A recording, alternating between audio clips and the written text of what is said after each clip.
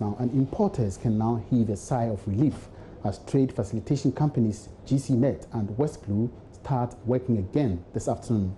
The directive is coming after some confusion ensued with regards to clearing of goods and payments of duties at the Tema port on the back of the rollout of Unipass.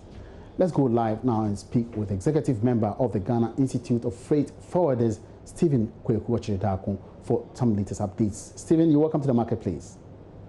Good afternoon, my brother. Thank you. All right, so what can you tell us about the current situation at the ports? Well, my brother, let me say a very good afternoon to your listeners. Currently, let me say that this GCNET system has been restored. The West Blue system has been restored following a meeting, a crunch meeting held between the management of GCNET and West Blue and then top management of GRA. So as you speak now, the system is back and running. But I can say for a fact that even though the ICANN has been implemented, but it is not live. It's not working as we speak. So what we are currently using now, we have resorted to using our old system, which is GCNET and West Blue. Are you privy to any of the information or the agreement reached between the GRA and the other partners?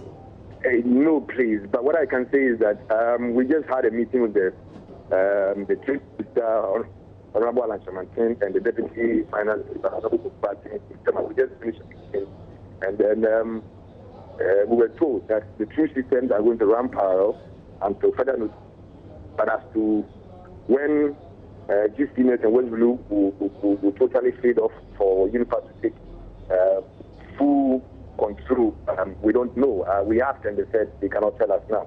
So as I speak, what we know is that the two systems are going to run parallel until further notice. So this new arrangement, has it reduced the pressure that was witnessed at the ports over the past 2 days? Let me say a bit. The pressure cannot go there now because, as you know, tomorrow it's a holiday.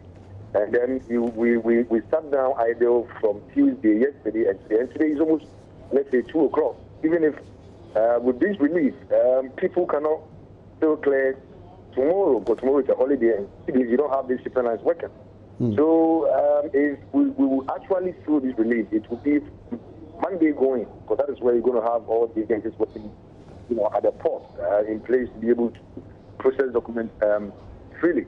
So currently, we can say, even though those who have already started the process and are in the process of clearing can go ahead and clear, but those of us who are now going to start a new declaration, creating of new UCIs and IDs and EMDs will have to finish their job by Monday because the shipping lines are not working on Saturday. And tomorrow also being holiday. That is the predicament in which we find ourselves now. So what is the mood of the importers or some of your members at this point in time with this latest development? Well, we don't have importers around. This place is really made up of port community workers. So I think we received this news with relief because at the end of the day, the importer must not suffer the mistakes of whoever took that decision that GCNET and West Blue should shut down their system and for Unipass to take over whilst they know that the system is not actually ready to be deployed. So we are happy. Once we are able to start, they're going to be able to put a document back on the GCNET and West Blue. I think we should thank them. We should also thank GCNET and West Blue for being magnanimous and listening to the plight of the importers, hence this petition. Can you hint us of any possible revenue losses that this situation has Yes, of course. I mean, if for 48 hours or close to 72 hours, nothing has been collected, no revenue has been collected from port, you can imagine the implication. Government take about 70% of its revenue from the port, and for the ports to go on an end for close to 72 hours, I mean, we definitely have an adverse effect on government pay. So obviously, that cannot be ruled out. There's a possibility that government revenue is going to go down. All right.